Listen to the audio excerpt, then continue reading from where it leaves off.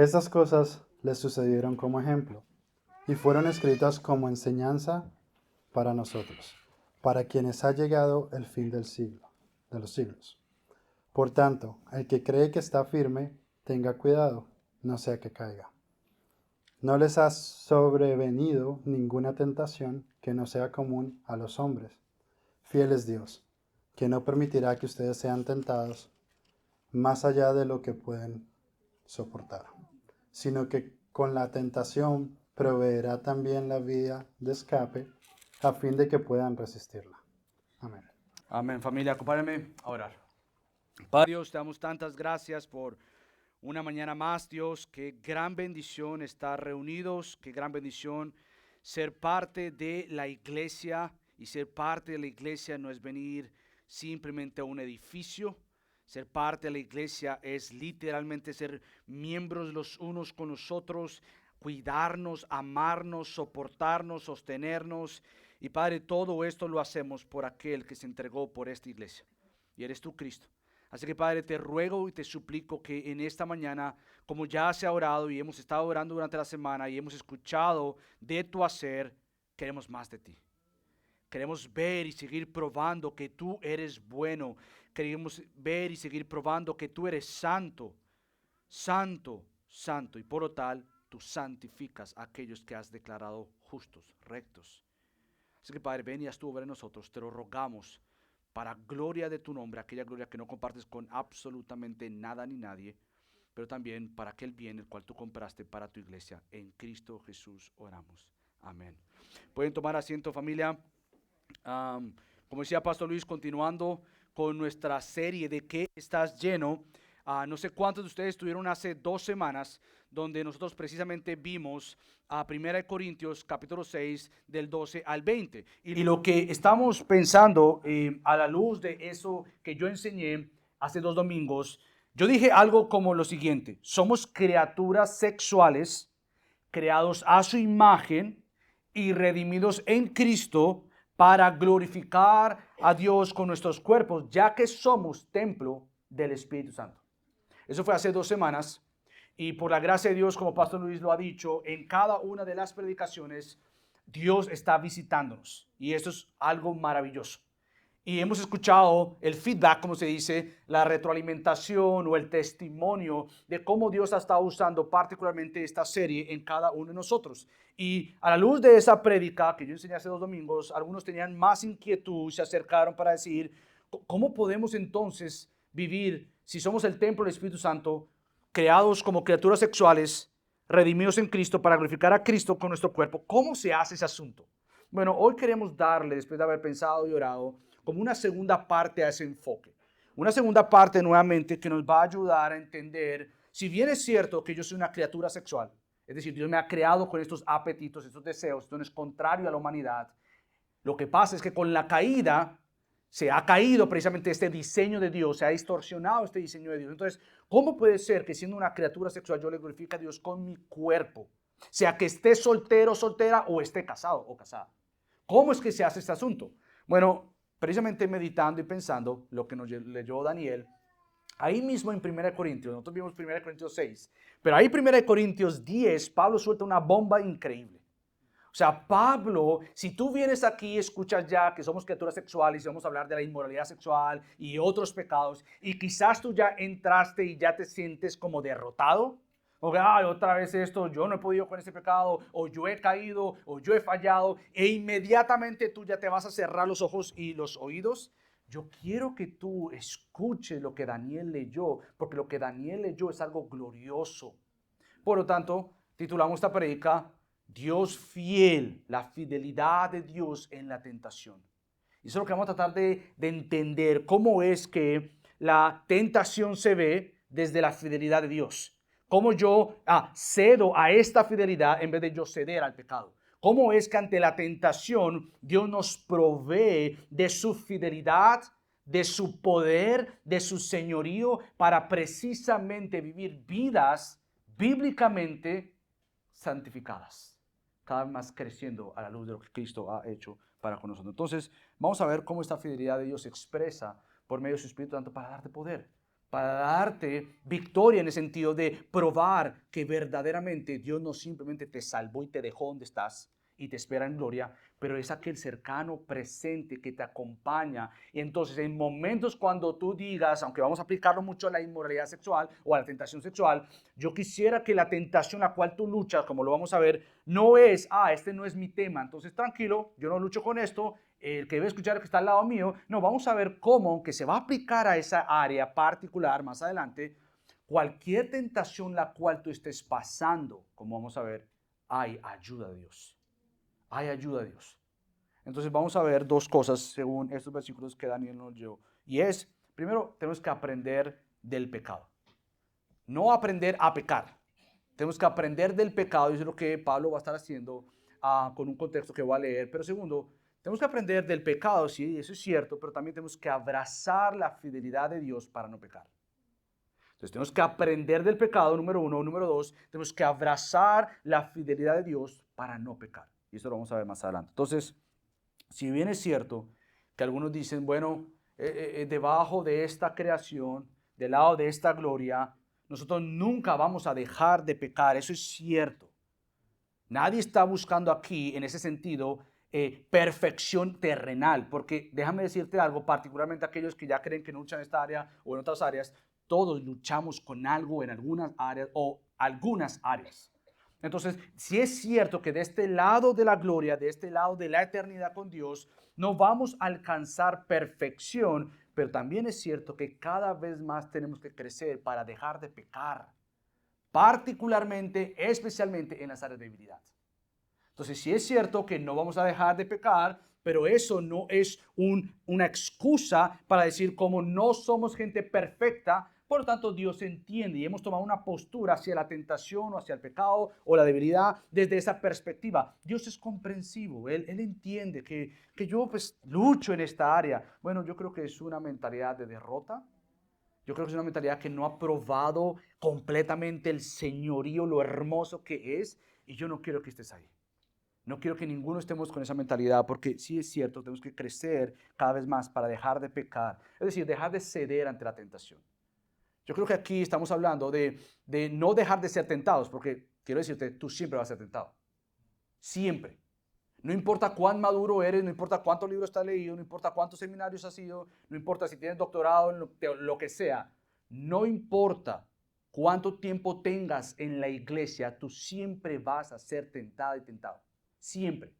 Entonces no estamos hablando de que cómo dejo de ser tentado, es cómo dejo de ceder ante la tentación. ¿Cómo es que yo resisto la tentación? ¿Cómo es que yo me sitúo desde la perspectiva de la fidelidad de Dios para entonces ante la tentación yo optar por decidir ceder a la fidelidad de Dios en vez de ceder al pecado, a la tentación y por lo tanto a lo que se acompaña de esto? Entonces esto es lo que estamos tratando de ponernos situados en esta mañana. ¿Sabes por qué? Porque el Señor nos ha capacitado. Nuevamente, parte del rol del Espíritu Santo es precisamente acompañarte como el buen consejero, como aquel que es que nos acompaña, ayudador, precisamente porque la tarea de la santificación no es una tarea del creyente a solas. Es una tarea del Espíritu Santo. Él santifica. Por tanto, Dios nos ha capacitado. Dios nos ha capacitado. Pero para esto, tú tienes que ir entendiendo cada vez más quién tú eres en Cristo. Tú tienes que ver tu identidad saturada de Cristo. Tú tienes que entender cada vez más que la salvación, aunque es un evento para la eternidad, es una realidad para el hoy. Es una realidad que tú te ves como un creyente. ¿Sabes por qué digo esto? Porque muchos creyentes han abrazado una identidad de pecadores. Y obviamente tú eres un pecador. Pero el Evangelio dice tú eres un pecador redimido. Eso es muy diferente. No estamos hablando que los cristianos no son pecadores. No, nosotros somos pecadores. Todos aquí llegamos hoy, este domingo, después de haber pecado durante la semana. Entonces, todos somos pecadores.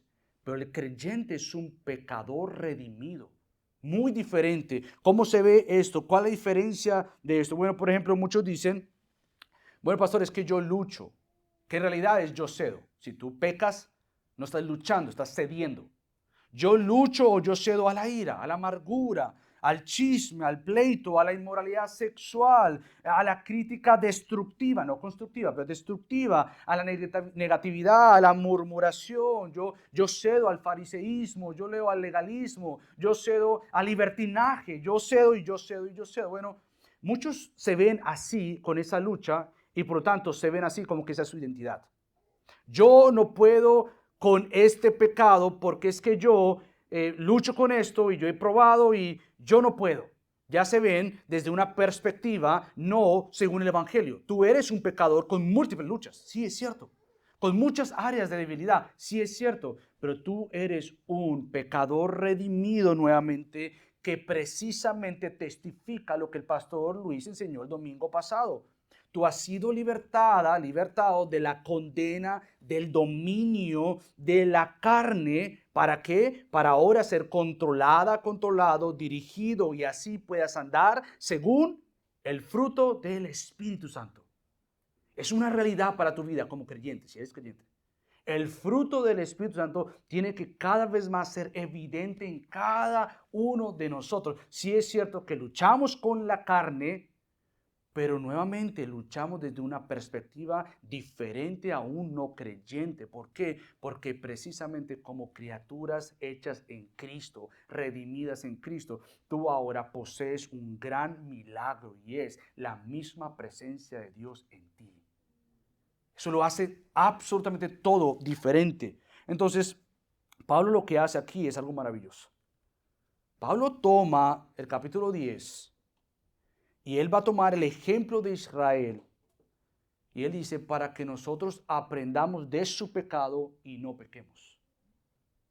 Pablo lo que hace en los versículos del 1 al 4 es algo glorioso. Él muestra un pueblo bendecido, un pueblo único.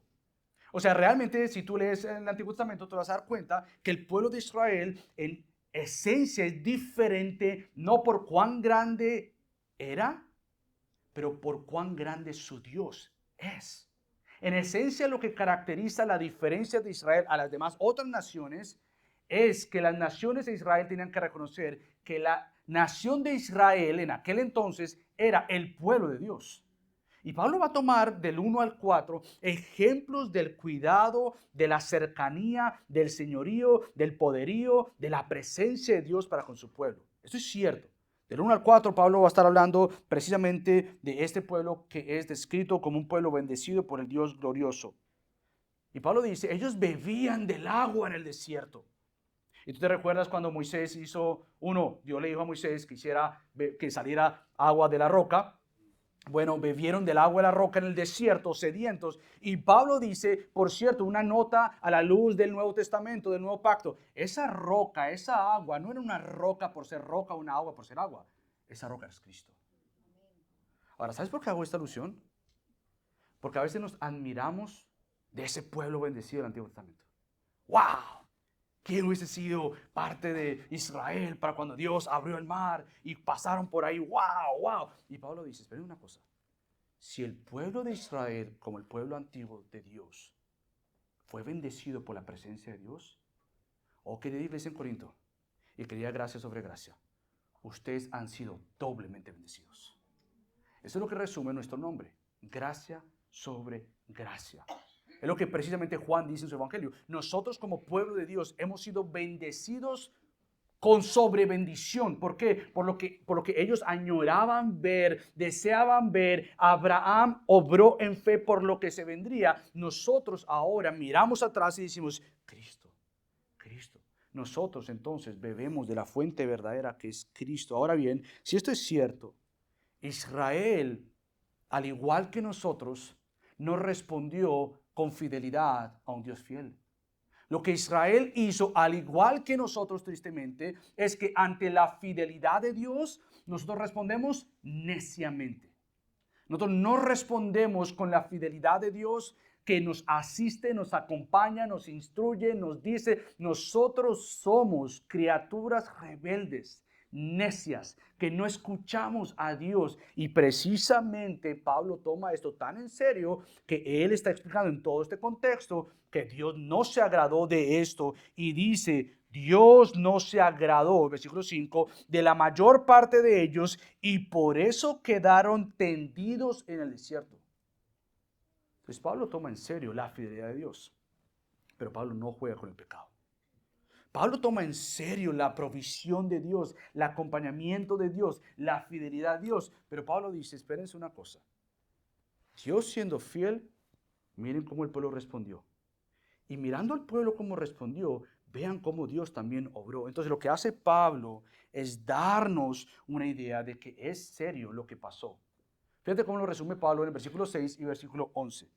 Estas cosas sucedieron, todo lo del Antiguo Testamento, como ejemplo. Para ellos. No. Para nosotros. ¿Para qué es un ejemplo para nosotros? A fin de que no codiciemos lo malo como ellos lo codiciaron. Versículo 11. Estas cosas les sucedieron como ejemplo. 2 veces repite lo mismo.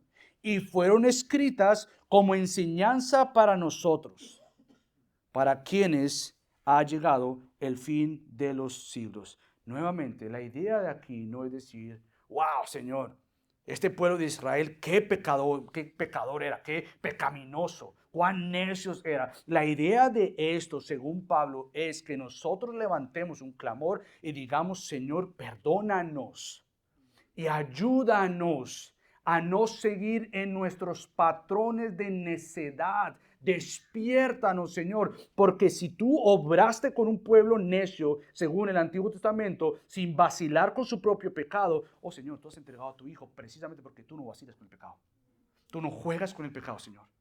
Ayúdanos. Y Pablo dice, tómenlo de ejemplo, aprendan para que ustedes no pequen nuevamente. Y Pablo dice, esto fue escrito para ustedes, iglesia.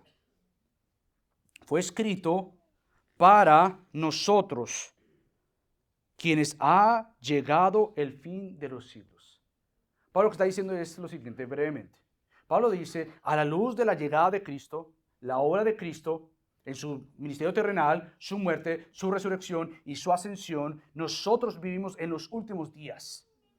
Pero estos últimos días no vienen simplemente acompañados por ser los últimos días de todo lo que vemos. No, estos últimos días declaran que la iglesia de Cristo vive según el señorío de Cristo.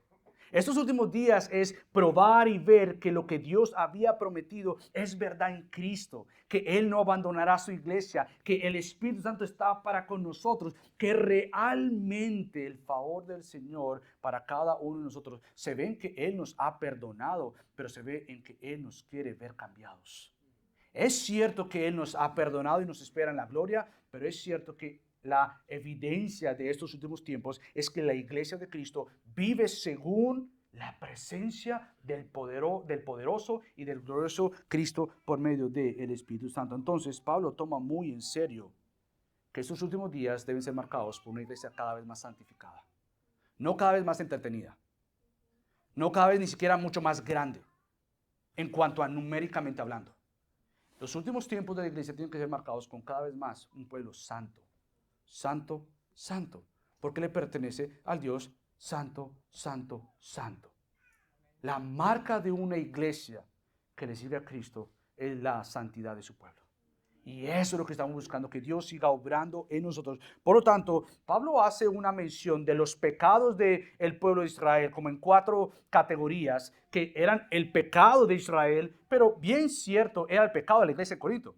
Yo no sé si tú recuerdas que yo te dije, cuando prediqué en el capítulo 6, hace 2 domingos, que la iglesia de Corinto estaba en esta ciudad muy influenciada por una cultura grecorromana o aún griega, y entre ellos parte de lo que era tan común era que no tenían ningún problema con tener relaciones sexuales con una prostituta.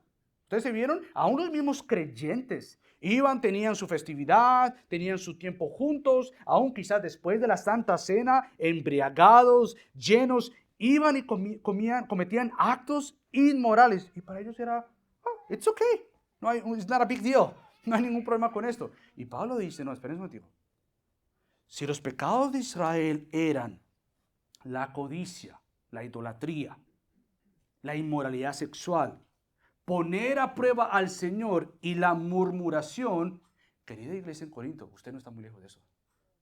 Y lo mismo podríamos hablar de una iglesia en el 2024. Por tanto, Pablo va a hablar de esto. Yo quiero darte una nota de advertencia. Una de las cosas que nosotros tenemos que aprender es no rápidamente mirar el pecado de alguien más, sin primero examinar nuestro propio pecado. Lo que podemos estar leyendo con estos ejemplos que Pablo menciona sobre el pecado de Israel es rápidamente decir, es que esos eran así, es que esa gente era así. O a la luz de nosotros estar en el 2024 y vemos la iglesia de Corinto y decimos, wow, entonces no era simplemente Israel, pero la iglesia de Corinto, wow, qué barbaridad. Pero nosotros en gracia sobre gracia en el 2024 no luchamos con nada de estas cosas. No, sí. Sí luchamos con toda y cada una de estas cosas. Por lo tanto, no tenemos que ver la corrección de Dios como la buena intervención de Dios para santificar a un pueblo, a una gente, a una persona, por así decirlo, pero a la misma vez tenemos que ver la corrección de Dios en este individuo y cómo este individuo aprende a ser corregido para ser usado por Dios. Es decir, mi oración y nuestra oración es que la manera en que Dios nos sigue corrigiendo a cada uno de nosotros seamos tan prontos para escuchar, tan prontos para responder en obediencia, que seamos de testimonio, no de perfección, de aquí arriba hacia allá abajo, pero de gente que ha sido, en cierto sentido, corregida por el Señor, disciplinada por el Señor en ciertas áreas para decir, mira, yo me fui por ese caminito y no me fue nada bien. O no vayas a cometer eso porque te va a ir mal. Dios no juega con eso.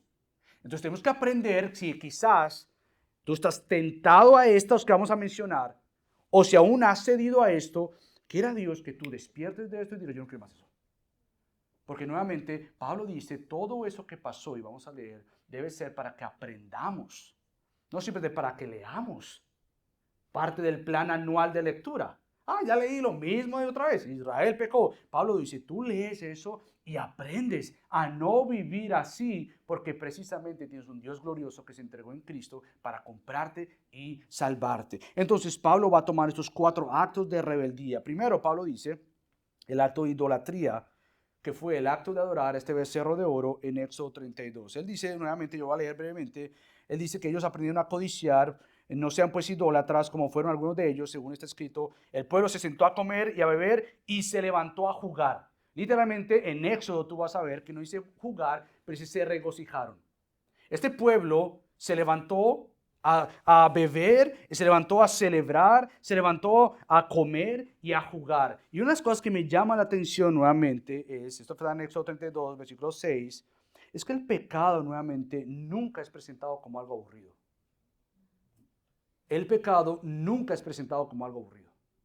Esa gente no la estaba pasando mal en ese momento de pecar. Pablo dice que es increíble que él cambie la palabra. Nuevamente, él dice que se levantó el pueblo a comer y a beber y se levantó a jugar. Éxodo dice, y se regocijaron. Nuevamente, el pecado nunca va a venir a ti como algo aburrido, porque entonces ninguno pecaría. El pecado nunca va a ser como algo aburrido que viene a tu vida o aún sin placer. El pecado siempre viene nuevamente enmascarado de placer, de diversión. Y cuando el pecado viene así enmascarado de diversión, de placer, de juego, de alegría, tú rápidamente, por el poder del Espíritu Santo, le quitas la máscara a esto que está enmascarado y vas a descubrir que en realidad es un acto de abominación contra Dios y de deformación de tu ser, porque no fuiste creado para eso. Cuando te vas a poner unos zapatos que te quedan pequeños, y yo no sé si a usted le pasó, pero a mí, yo recuerdo una vez en Colombia, siendo muy pequeño, me encantaban las botas. Y yo recuerdo en Colombia llaman las botas texanas. Y yo me acuerdo que yo era feliz con mis botas texanas. Y yo recuerdo ahora escuchar a mis padres decirme, hijo, ¿tú sabes cuál es la historia detrás de esas botas? No, ni tengo ni idea. Bueno, esas botas, cuando fuimos a ver la tienda, teníamos a comprar unos tenis. Pero tú viste esas botas y que yo quiero mis botas, que yo quiero mis botas. Bueno, pruébenle las botas al muchacho. Me quedaban súper pequeñas. Pero después de que yo me las puse, nadie me las pudo quitar. Yo andaba con los piecitos así, no me importaba. No me importaba. Bueno, muchas veces, y la gran mayoría, o siempre, el pecado viene a decirte, está bien. A ti te gusta. No importa. No importa. Pero tarde o temprano tienes que darte cuenta que no fuiste diseñado para eso. El pecado va a venir siendo enmascarado de placer, con decir que se comieron, bebieron, jugaron, regocijaron, pero nuevamente es un acto de deformación de tu ser. No fuiste creado para eso. Pablo dice, es el acto de idolatría. Es el acto de la deformación del ser adorando a otro ser creado, pero no al Dios que nos ha creado. Segundo, él dice, en cuanto a la prostitución, después él dice, ni forniquemos como algunos de ellos fornicaron. Eso es una historia en número 25, donde el pueblo se prostituyó con las hijas de Moab. Y no simplemente fue que se prostituyeron, es decir, Dios les había dicho, no van a agarrar de otras mujeres, o sea, no van a tomar para ustedes esposas de otros lugares, no simplemente porque no está bien, pero porque lo que va a pasar después de esto es que estas mujeres les va a guiar a adorar sus propios dioses. ¿Y qué pasó? Exactamente lo mismo pasó. Las consecuencias para ambos actos fueron bien dolorosas. ¿Sabes qué pasó con el pueblo que adoró este becerro? ¿Y sabes qué pasó con el pueblo que se prostituyó y tomó de otras mujeres y adoró a otros dioses? En resumen, entre estos dos actos de desobediencia, podemos resumir que más de 27,000 hombres murieron. Cada vez que tú leas los actos serios de Dios contra el pecado, no es para que tú digas, oh, por un lado 22,000, oh, wow, qué increíble, wow. ¿En serio tú te detienes y espérate, Dios no juega con el pecado? Entre estos dos, 27,000 hombres registrados en la Biblia fueron los que murieron como consecuencia del pecado. Es tanto así que de toda la generación que salió de Egipto a la tierra prometida, ¿sabes cuántos entraron de los que salieron de Egipto a la tierra prometida? 2. Caleb y Josué. Ni siquiera Moisés. Por no haber escuchado al Señor y haber golpeado la roca, Dios le dijo, tú no vas a entrar, ni Aarón va a entrar por haberme desobedecido delante del pueblo. Nuevamente, Dios no minimiza el pecado. Dios toma en serio lo que Él ha dicho que no se hace, no se hace. Nuevamente, entonces Pablo dice, no simplemente fue ese acto de idolatría, fue esa fornicación que cometieron, pero también él dice, ni provoquemos al Señor como algunos de ellos lo provocaron. Provocar al Señor quejándose. ¿Y sabes qué pasa? El Señor les envió ¿qué? Serpientes que los mordieron al pueblo. Y dice, número 21, muchos murieron. Por último, está la murmuración. Dice en el versículo 10, ni murmuren como algunos de ellos murmuraron y fueron destruidos por el destructor. Nuevamente, quiero ayudarte a entender algo, que si tú estás leyendo números o léelo, yo quiero darte un resumen de lo que la murmuración es según números. La murmuración es la queja contra Dios. Es la voz ingrata que proclama que Dios no es suficiente y que es injusto porque no tengo lo que quiero. La murmuración es la queja contra Dios. Es pensar, yo sé más de lo que yo necesito que lo que tú sabes que yo necesito. No simplemente esto, yo quiero ayudarte a entender eso, que yo me puse a pensar, ¿cómo hago para entender yo y ayudarle a gracias de gracia a entender lo que es la murmuración? Bueno, la murmuración es la ceguera que no nos permite ver la grandeza de Dios. La murmuración es la ceguera que no nos permite ver a Dios. La murmuración es la ingratitud que no nos permite ver las bendiciones de Dios. Y es la insatisfacción que olvida que en Dios lo tenemos todo. La murmuración es sí, le puse yo. Es decir, C y I. La murmuración es ceguera que no me permite ver la grandeza de Dios. Es la ingratitud que no nos permite ver la bendición de Dios. Y es la insatisfacción que olvida que en Dios lo tenemos absolutamente todo. Y la murmuración no es un juego. ¿Sabes por qué? Porque ahí mismo en número vemos que el Señor, por la murmuración del pueblo, mató 14,700 personas con una plaga por su murmuración. Número 16, versículo 49. Entonces, nuevamente, cuando Pablo dice en el versículo 6 y versículo 11, Estas cosas sucedieron como ejemplo para nosotros, a fin de que no hagamos lo siguiente. Estas cosas le sucedieron como ejemplo y fueron escritas como enseñanza para nosotros. Pablo no está jugando con lo que está diciendo.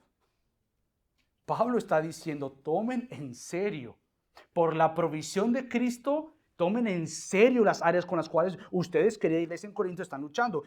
Ustedes, iglesia, gracia, están luchando. Tomen en serio nuevamente, sean escuchadas, obedecidas y practicadas en obediencia y no desobediencia, porque precisamente todo patrón destructivo de pecado ofende a Dios y te hiere a ti y hiere a los demás.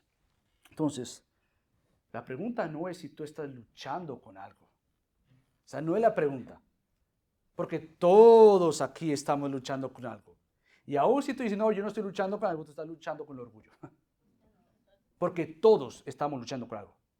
Entonces, la pregunta no es si tú estás luchando con algo. La pregunta que vamos a empezar a contestar ya en los próximos versículos, que es la clave, pero tenía que compartir todo este contexto. La pregunta entonces más bien debe ser, ¿qué estamos haciendo para luchar en el poder santificador del Espíritu Santo y vivir entonces vidas ordenadas, vidas nuevas, vidas obedientes? ¿Qué estamos haciendo en el poder del Espíritu Santo para entonces vivir vidas obedientes, ordenadas y en novedad de vida para disfrutar lo que Dios nos ha dado y es vida en Cristo? Entonces, ¿qué estamos haciendo? Por eso es que Pablo dice, por lo tanto, el que cree que está firme, versículo 12, por lo tanto, el que cree que está firme, tenga cuidado, no sea que caiga. Había cierta práctica también en algunos de la iglesia de Corinto, que quizás veían a esta gente que estaba pecando en estas áreas como que yo no voy a hacer eso, yo no haría tal cosa. Pablo dice, la seriedad del pecado de esta gente tiene que verse con la misma sinceridad con la cual tú tienes el mismo corazón inclinado, cambiado, pero inclinado hacia el mal. Entonces, no pienses que estás muy fuerte, más bien ten cuidado. Entonces, ¿cómo tenemos cuidado? ¿Cómo podemos crecer en santidad? ¿Cómo tenemos cuidado y cómo podemos crecer en santidad? ¿Sabes cuál es la respuesta? Simple. La fidelidad de Dios. Y eso es lo que Pablo va a decir. Es algo glorioso que yo quiero que tú veas, ya comenzando en el versículo 13, ahí donde vamos a tener, por tanto, yo le he titulado a este punto, abrazar la fidelidad de Dios para no pecar. Nuevamente, aunque es obvio el pecado de Israel y el nuestro, puede ser que nosotros perdamos de vista algo más glorioso. Ahora, quizás tú dices, pero pastor, no entiendo. Luego, lo más importante para un creyente no es conocerse a sí mismo, conocer su pecado, conocer sus debilidades, conocer su historial, conocer de dónde viene, qué es lo que está haciendo. Luego, lo más importante para un creyente no es ver su propio pecado. Y yo te voy a decir, es importante, pero no es lo más importante. Ahora, ¿cómo es que yo voy a decir tal cosa? Bueno, precisamente lo más importante para un creyente es ver a Dios. Es ver a Dios. Es decir, el pecado no se va a vencer mirando el pecado. Es decir, posiblemente es como, por ejemplo, si tú vas a un médico y te diagnostican con una enfermedad, la sanidad, si se puede, esa sanidad no va a ser mirando esa enfermedad. Va a ser la cura, el tratamiento, el procedimiento, el proceso que se va a hacer para entonces atacar esa enfermedad. Entonces, la cura o la sanidad espiritual para el creyente no es analizando, observando el problema, aunque es muy bueno eso. Es decir, hace poco se nos dañó el carro y lo tuvimos que llevar a varios mecánicos a donde lo había llevado. No tiene nada. Y yo, pues tiene algo. Que no tiene nada. Que tiene algo el carro. No es normal que me bote esto. No tiene nada. Después llevo a un mecánico amigo nuestro. Le digo, mira, eso es lo que está pasando al carro. Eso es esto. ¿En serio? Sí, tráemelo. No lo prendas. Tráemelo en una grúa. Ok. Le llevo el carro a su taller. Y exactamente lo que él dijo, eso era. Y él me dijo, ¿sabes que hay muchos mecánicos? El problema o lo mejor de un mecánico no es saber resolver el problema, es diagnosticar el problema. Entonces, por sí, es cierto que nosotros tenemos que diagnosticar cuál es mi debilidad, cómo yo sé por lo que yo lucho, pero no es lo todo. Nosotros tenemos que ver a Dios. Ver a Dios en el sentido de cuál, bueno, en el sentido de nuevamente, si nosotros miramos el pecado y batallamos el pecado desde el pecado, entonces el pecado tendrá la última palabra. qué quiero decir con esto? Cuando miramos al pecado, desde el pecado, el pecado tiene la última palabra, es decir, vergüenza viene. Muchos de ustedes ahorita mismo escuchando todo esto, ya se están sintiendo avergonzados, quieren que pase el tiempo rápido, están pensando en otras cosas, estás esquivando la conciencia. Y tú te sientes avergonzado de lo que tú hiciste. Y ya ahorita mismo dice, ¿por qué vine hoy? ¿Por qué estoy aquí? Otra vez lo que yo hice. Nuevamente, si esa es la manera en cómo lidiamos con el pecado en esta iglesia, te vas a quedar avergonzado. Avergonzado por lo que hiciste. Pero no es la manera. No miramos el pecado desde el pecado. Miramos el pecado desde Cristo, por Cristo y para Cristo. Porque nuevamente no será simplemente que te vas a quedar con vergüenza. Pero si tú miras el pecado y batallas con el pecado desde el pecado, te vas a quedar entonces buscando la recompensa incorrecta. Porque lo único que tú ves es el pecado, lo que te ofrece el pecado. Y tú dices, pero espérate, si eso es todo y miro el pecado desde mi pecado, pues el pecado me ofrece esto. Entonces es obvio que si el pecado me ofrece esto, es lo que yo quiero, pues tienes que ver a Dios. Porque tienes que ver a Dios, lo que Dios dice, lo que Dios es, lo que Dios ofrece y el pecado. Entonces decir, no, espérate. Si esto es lo que me ofrece el pecado y esto es lo que me ofrece Dios, creyente genuino va a decir, yo quiero más de Dios. No simplemente es que vas a buscar recompensa incorrecta si ves el pecado es de pecado, pero vas a buscar insatisfacción. Porque el pecado te ofrece placer, te ofrece saciarte, cualquier placer. Te ofrece algo que tú no tienes y no consigues fuera de lo que Él te está ofreciendo. Entonces tú te vas a quedar nuevamente insatisfecho, porque después de haber comido el pecado, te vas a dar cuenta que estás más roto, más quebrado, más vacía, más vacío, así como el pueblo de Israel en Jeremías, que hacían estas cisternas, las llenaban con agua, pero eran cisternas rotas, que no mantenían el agua. Pero también si el pecado tiene la última palabra, entonces va a tener condenación. Vas a sentirte condenado por lo que hiciste, por lo que dijiste. Y tú vas a sentirte como que, mira, yo no valgo nada. Para mí no hay solución. Para mí no hay cambio. Simplemente yo estoy condenado. Nuevamente, nosotros no miramos el pecado desde esa perspectiva. ¿Por qué? Porque Pablo dice en Romanos 8:1, por consiguiente, ya no hay condenación para todos aquellos que están en Cristo Jesús. Si el pecado tiene la última palabra, Pablo va a decir en 2 Corintios que entonces tú vas a estar teniendo una tristeza del mundo. Te vas a sentir mal, te vas a sentir triste por lo que hiciste. Pero Pablo le dice es una tristeza del mundo, no una tristeza de Dios que lleva al arrepentimiento. La tristeza del mundo te va a hacer sentir mal por lo que hiciste, culpable, avergonzado, y va a decir, ¿sabes qué? Me siento mal, pero no te lleva al cambio. La tristeza, según la obra del Espíritu Santo, porque le hemos ofendido a Dios, va a llevarnos al arrepentimiento y a cambiar. Entonces, para resistir la tentación, lo que quiero ayudarte a entender es que tienes que ver a Dios. No podemos resistir la tentación sin primero recibir el perdón asegurado por Cristo.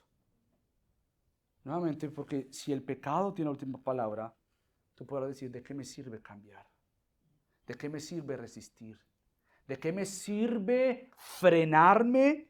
Que es, en términos de lo que el pastor Luis enseñó el domingo pasado, el fruto del Espíritu conlleva dominio propio. ¿De qué me sirve? Si el pecado tiene la última palabra, ¿de qué me sirve batallar, luchar y pelear por aquello que es verdadero y glorioso? Pero como el pecado no tiene la última palabra, sino Cristo, entonces podemos pensar cómo vivir para Cristo aún en medio de la tentación, para ver precisamente que en Dios tenemos lo que Él ha prometido y es su fidelidad para ayudarnos en todo momento de tentación. ¿Cómo es que se ve entonces la fidelidad de Dios para la tentación? Nuevamente, quiero hablar, estamos desglosando el versículo 13. Yo lo que quiero es preparar el terreno. Y vamos allá avanzando. Yo quiero responder cómo yo lucho con la tentación desde el versículo 13, pero quiero responderlo primeramente aclarando o quitando de medio dos objeciones típicas en la conversación de cómo yo resisto la tentación. Lo primero que yo quiero eliminar de tu lista es aquella perspectiva que ve la tentación como única para ti. Es decir, algunos llegan a decir, pastor, es que usted no me entiende. Nadie me entiende porque mi tentación es muy fuerte. La mía es muy fuerte. Es más, yo soy así. Solo me pasa a mí. Nadie me entiende porque mi tentación es muy grande. Yo he querido resistir, pastor, pero que usted no me entiende porque yo estoy pasando por esta lucha, yo estoy pasando por esta prueba, yo estoy pasando por esta tentación. Nadie me entiende porque yo. Nuevamente, desde esta perspectiva, rápidamente, lo que va a pasar es la derrota inmediata, el fracaso inmediato.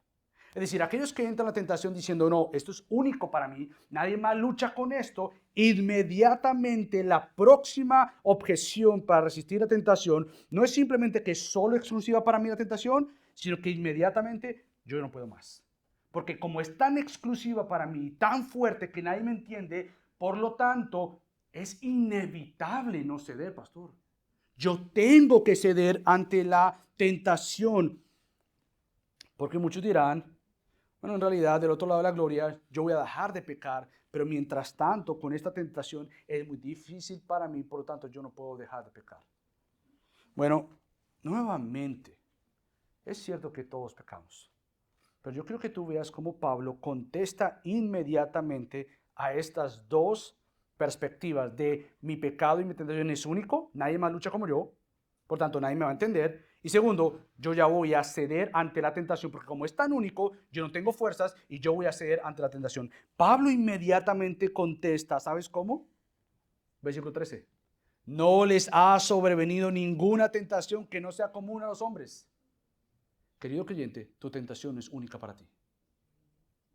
En una iglesia, aún el tamaño como la nuestra, créeme, estoy convencido que por lo que tú estás pasando o alguien más lo ha pasado, lo está pasando o lo pasará. Y si en una iglesia como la nuestra no hubiese una tentación como la que tú estás pasando, que créeme que lo hay, tenemos por lo menos 2000 años de historia de la iglesia, sin contar la historia del pueblo de Dios, que seguro, Pablo dice, no hay razón para que tú pienses que tu tentación o tu prueba es única para ti, porque Pablo dice, no les ha sobrevenido ninguna tentación que no sea común a los hombres. Nuevamente, toda prueba, cada tentación, aunque diferente se pueda ver para cada uno de nosotros, créeme, es común. Cada uno de nosotros en diferentes áreas o diferentes maneras vamos a luchar con esa tentación. Segundo, Pablo entonces termina. Nuevamente, yo quiero decirte que si tú comienzas con, espérate, entonces todos somos tentados, ¿sí? Entonces no hay una tentación mayor que otra. No, todos luchamos de diferentes maneras, con diferentes pruebas. Entonces, si eso es cierto, lo último que Pablo va a decir es verdadero y glorioso, que es, y voy a adelantarme, al final del versículo 13, aunque falta mucho que abrir, a fin de que puedan resistirla. ¿Qué quiero decir con esto? Si tú logras captar y entender, no hay ninguna tentación exclusiva para mí que Dios desde el cielo va a decir, mira Michael, a ti te tocó difícil. Mira, en realidad no hay nadie que esté pasando por la tentación tuya. Entonces, como que es tan difícil para ti, Michael, decir no y obedecerme, que yo te entiendo, no te preocupes. Si Dios dice, no, aún mi hijo fue tentado en todo, mas sin pecado. Por lo tanto, tenemos al gran sumo sacerdote que nos ayuda en todas flaquezas nuestras. Entonces, si eso no hay una excusa para yo ceder, porque es muy difícil, aunque sea difícil, Pablo dice, si tú logras entender que todo es común, tú vas a lograr entender que entonces sí se puede resistir. Sí se puede resistir. Ahora sí, habiendo quitado del medio, por así decirlo, estas dos objeciones que rápidamente asumo y pienso, es muy difícil para mí porque nadie me entiende, por lo tanto voy a pecar. No es difícil, sí, pero no es única. Por lo tanto, se ayuda. Se ayuda para resistirla. Creo que yo más quiero que tú puedas comprender y ver esto. Entonces, yo quiero darte lo que Pablo dice y contrasta. En cada uno de los relatos que yo mencioné, los 4 actos del pecado de Israel, hay algo que es obvio, que no lo leímos ni Pablo lo menciona. Cuando tú lees cada relato del pecado de Israel, hay algo glorioso en cada uno de esos actos. ¿Sabes cuál es? La fidelidad de Dios para perdonar. En cada uno de estos actos, Dios provee salvación, Dios le recuerda a su pueblo, aun si es Moisés intercediendo por el pueblo, le recuerda, tú eres el Dios que ha prometido. Y dice, por amor a mi pacto, yo no los voy a destruir a todos. Dios en cada acto de rebeldía muestra su favor, su misericordia, su fidelidad, su acompañamiento. Él no ha dejado a su pueblo solo en el pecado, durante el pecado o después del pecado. Cada uno de estos actos lo que hace Pablo es evidenciar y mostrar que el acto máximo de la muestra de fidelidad de Dios, ¿sabes cuál es? La cruz. Por tanto, nosotros no miramos la lucha contra el pecado desde la perspectiva de la derrota de nosotros o de la suficiencia de nosotros. Nosotros miramos la tentación desde la fortaleza de Cristo y obediencia de Cristo, que se entregó en una cruz para precisamente quitarte el dominio de las tinieblas, el dominio del pecado sobre tu vida. Entonces, si la fidelidad de Dios es tan verdadera como decimos, y lo es, Pablo ahora dice, teniendo en cuenta la fidelidad de Dios, porque mira lo que él dice acá con una conjunción comparando. No les ha sobrevenido ninguna tensión que no sea común a los hombres. Nuestra traducción no lo pone, pero hay una conjunción ahí en el original. Pero fiel es Dios. Inmediatamente de tu tentación tienes que ver a Dios. Mira a Dios ante la tentación. Wow, Señor, esto es tan difícil, yo no puedo resistir, yo he batallado con esto y nos llenamos de nosotros, nos llenamos de las tentaciones, nos llenamos de otra vez lo voy a pecar, bueno, ya pequé ayer, entonces voy a volver a pecar, Dios no me ama, la gente no me quiere y te sientas en la derrota inmediata de decir, yo ya no puedo porque esto es muy difícil, por lo tanto yo voy a pecar. En esa transición de por lo tanto voy a pecar y aún antes de esta transición, pero fiel es Dios. Fiel es Dios. Y aquí es donde yo te voy a mencionar brevemente 3 P's para que te recuerdes. 3 P's de la fidelidad de Dios durante la tentación para que tú no cedas a la tentación. Lo primero es que la fidelidad de Dios te va a proveer lo que Él dice. Dios no permitirá que ustedes sean tentados más allá de lo que puedan soportar. Es decir, lo primero es que tienes que tener a que fidelidad de Dios se muestra en que Él no permitirá que seamos tentados más allá de lo que podamos soportar. Esto no quiere decir que no seremos tentados. Es increíble. Pablo y la Biblia no promete que tú vas a dejar de ser tentado.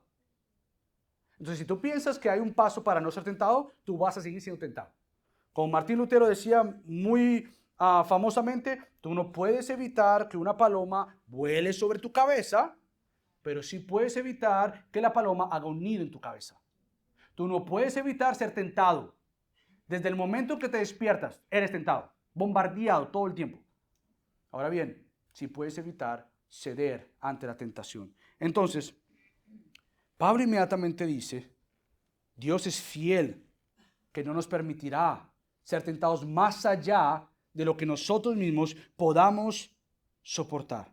Ahora quiero enfocarme un poco en lo que es la inmoralidad sexual o la tentación a pecar en esta área. Nuevamente, la inmoralidad sexual, más ahora en nuestros tiempos que nunca, aunque siempre ha sido así, es la adoración al cuerpo.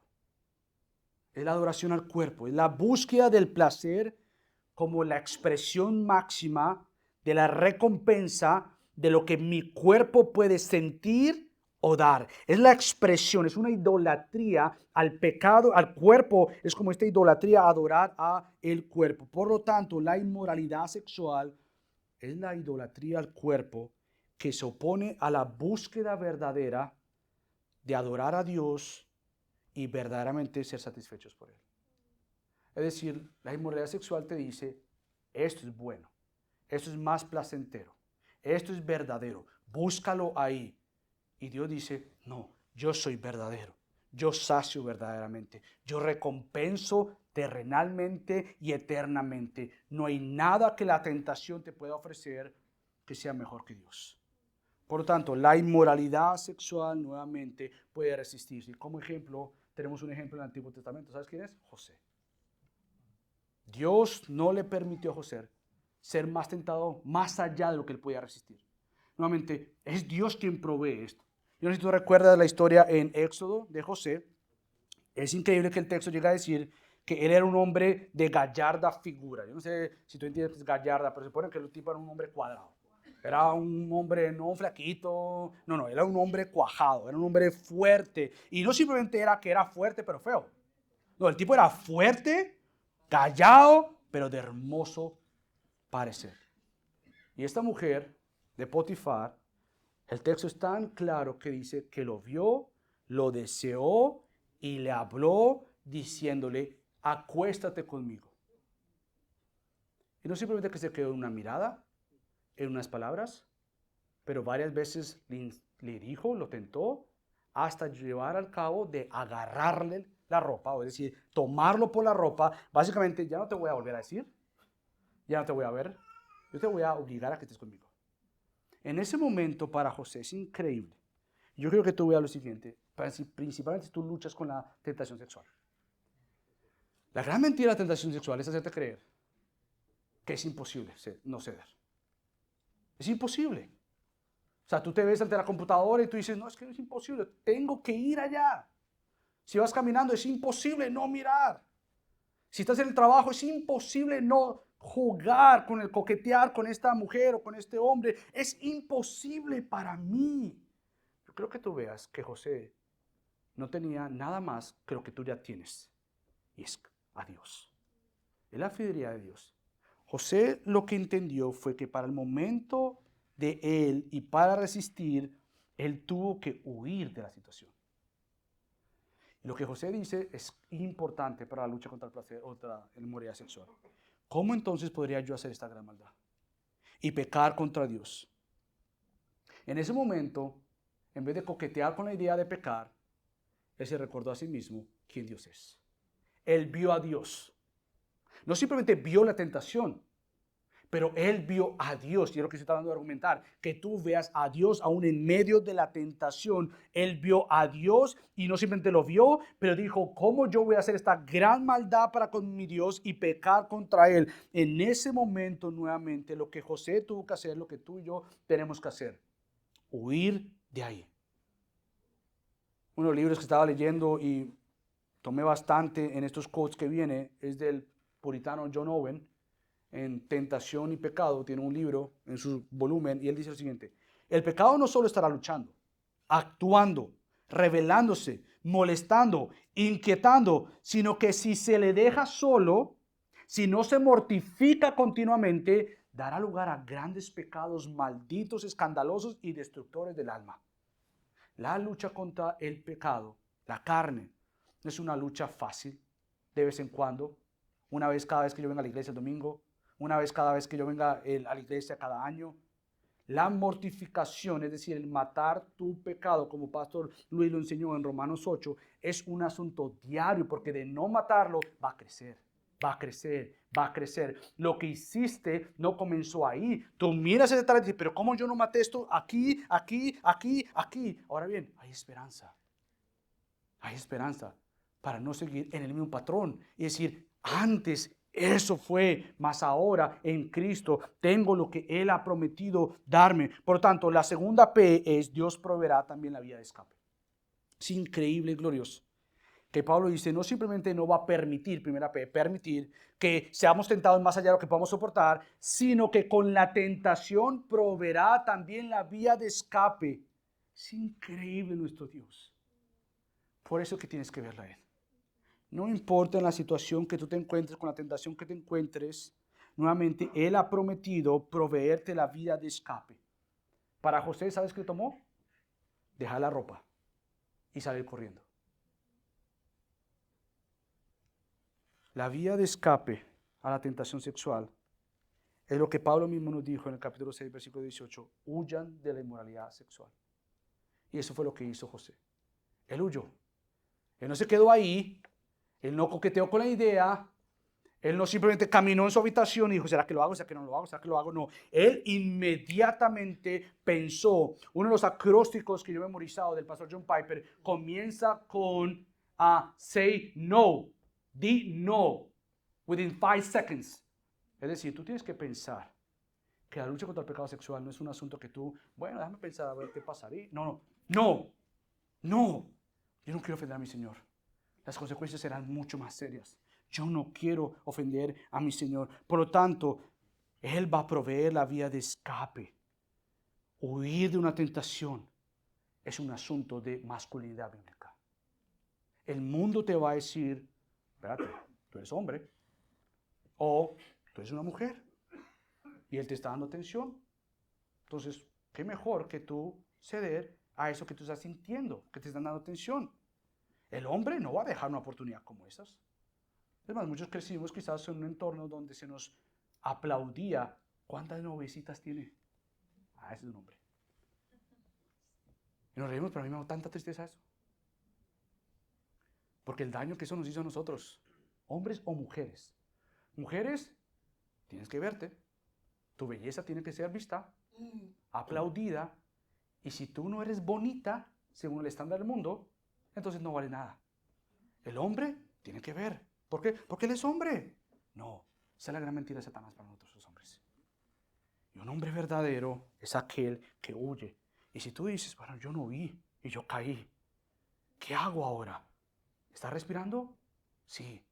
¿Tienes vida? Sí. Entonces, confía en tu Señor.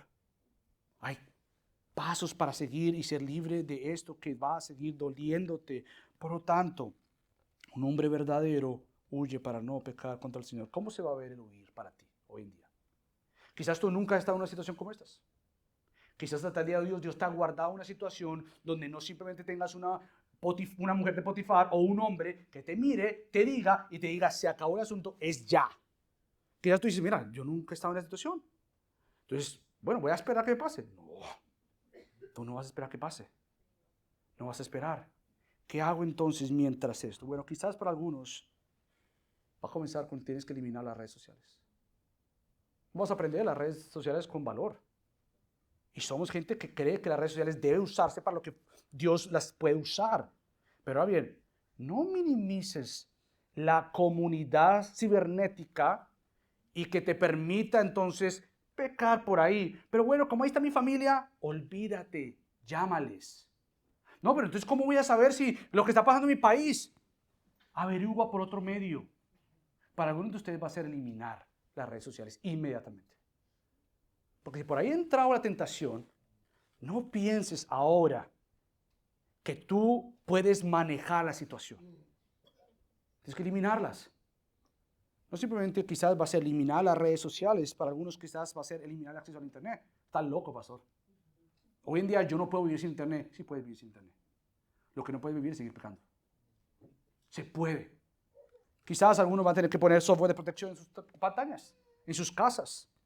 En mi casa está todo protegido con un software. Todo lo que mis niños pueden acceder, de donde sea que estén, se va a ver inmediatamente. ¿Por qué? Porque nosotros queremos guardar nuestro hogar.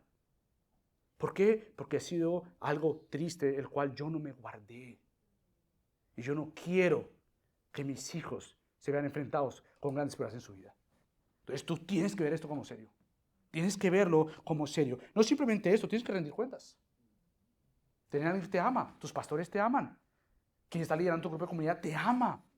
Rinde cuentas, no para que seamos un FBI y te vamos a aplastar, pero para que digamos se puede, hay ayuda. Dios te ha prometido darte ayuda en este asunto. Busca consejería o discipulado bíblico. Confiesa tu pecado. Deja de ir a lugares particulares que te saben que son tentación.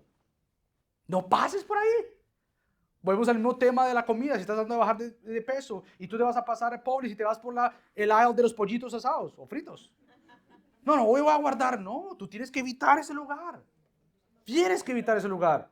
Ahora, si en los mercados hay una estrategia que es que te ponen lo primerito, dicen que lo que más hace daño lo ponen de primeras, lo que más consumo masivo, y lo que no lo ponen por ahí abajito, que nadie va a estar buscando la soda por debajo.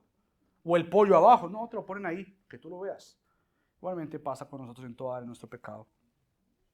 Otro tema especial. Obviamente se asume que dejes de ver, si estás viendo pornografía, dejes de hablar con una persona que no sea tu esposo, tu esposa, todo esto es. Pero mira, algo que hace tanto año es la música en nuestros tiempos. Tú tienes que dejar de escuchar música pornográfica. No le llames música. No, pero no, yo no estoy viendo ninguna imagen. ¿Tú estás escuchando lo que se dice en esa canción? ¿cómo tú crees que no va a afectarte para cuando lo que tú estás escuchando o viendo, venga la mujer de Potifar y te diga, no, yo voy a resistir? No.